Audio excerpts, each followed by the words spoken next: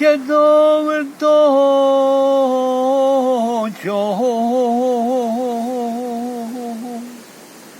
da obiđem Sarajevo grad.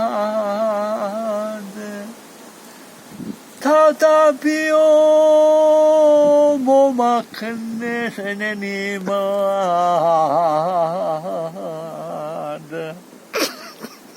ko se jednom napije vode sa baštašije, taj Sarajeva otić ne umije. Ko se jednom napije vode sa baštašije, taj Sarajeva otić ne umije.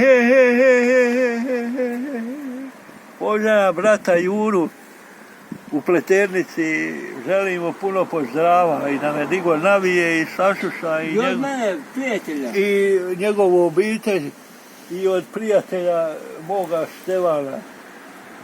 Pozdravljam ga i Stevan. Puno hvala.